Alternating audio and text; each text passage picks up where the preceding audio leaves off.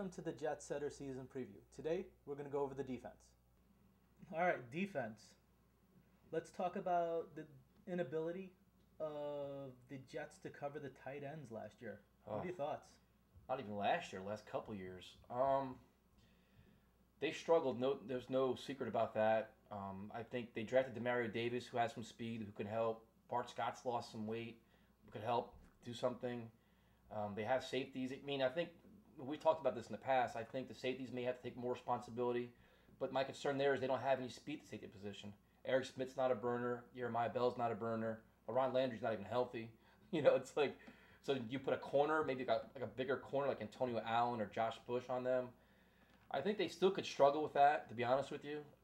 But I think Rex is going to have some new plans because it hasn't been working. As a Jets head coach, it hasn't worked. So he may have a new plan this year. Observing the Redskins over the years and watching Landry, I know he's a heat-seeking missile when he's on, but it seems those knees are giving out on him.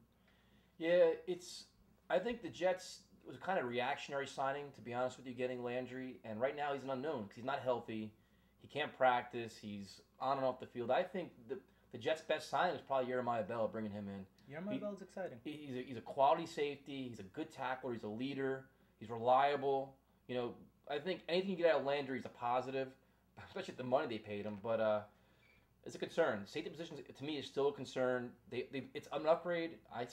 Jim Leonard, I wish he'd come back, but I think now that they signed Bell, Leonard's not going to come back. How do you think the two new safeties are going to fit into Rex Ryan's system? I think Rex builds a defense around his players. I think Bell's going to excel. He can go after the quarterback. Landry, you put him in the box, he'll light up anybody, but can he get healthy?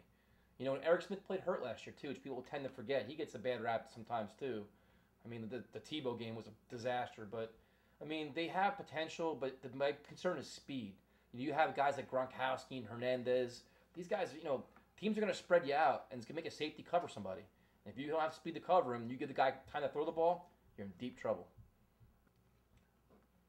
And with their first pick in the 2012 draft, the Jets select Quentin Copeland, defensive end, North Carolina. What are your thoughts? Initially, I was pissed off. I was with you, actually, Absolutely. and I thought Melvin Ingram was a no-brainer.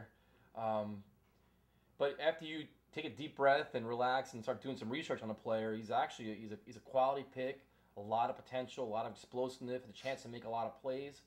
I think what Jets fans they have to relax a little bit with him and not expect 15 sacks in his first season.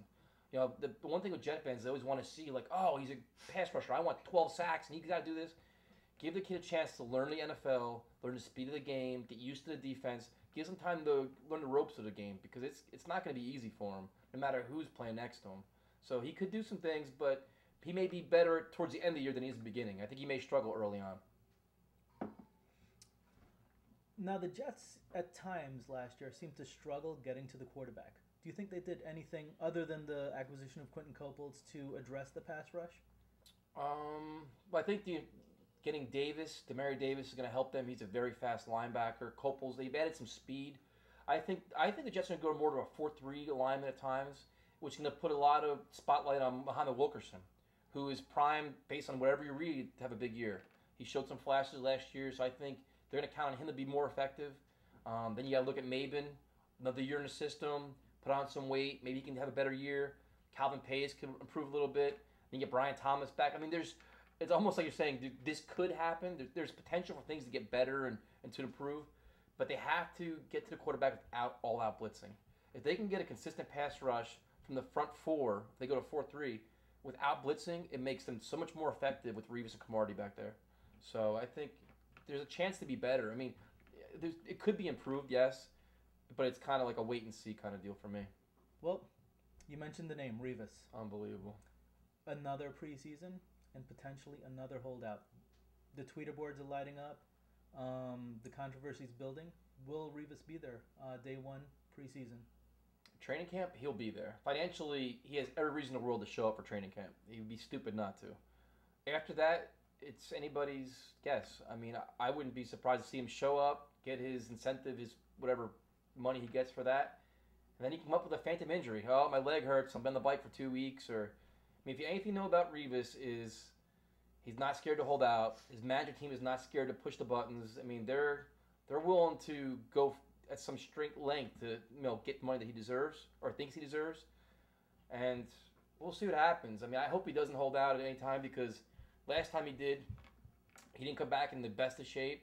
Hamstring injuries. It wasn't one of his better years, even at his all pro level. It wasn't a better year for him. So it's gonna be one that if there's an issue you gotta worry about on defense, it's him and how he handles this contract situation in the training camp. Okay, well, let's talk about training camp. I remember one of Bill Parcells' big things was if a player has not made it after 3 years in the league, they may not make it at all. Is there a player in this preseason that has to raise his game to the next level? I think if there's a guy that's got the little spotlight on right now, it's probably gonna be Kyle Wilson. I mean, the Jets, they have two very good cornerbacks in Cromartie and Revis. Cromartie probably doesn't get enough credit as he deserves because he's playing next to the best player in football, probably. So if you look at your quarterback, you look, Revis, not throwing the ball there. Cromartie's going to have pretty good coverage. Where do you go? The nickel back, the dime back. And that's where the Jets may have some issues because they lost Donald Strickland. They didn't re-sign him. Marquise Cole didn't come back. So now you have guys like Kyle Wilson, like Isaiah Trufant, Ellis Langster.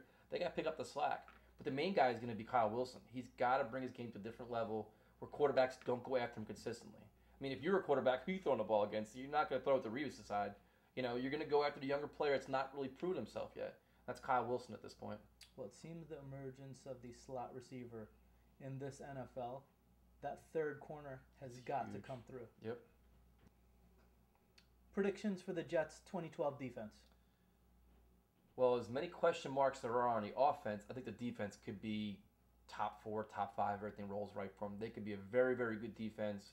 They're getting back to basics. I mean, Bart Scott's back in his, he's back to his ways. They're going to be physical. They're going to be aggressive. I mean, they've added some speed with Copels and Demario Davis.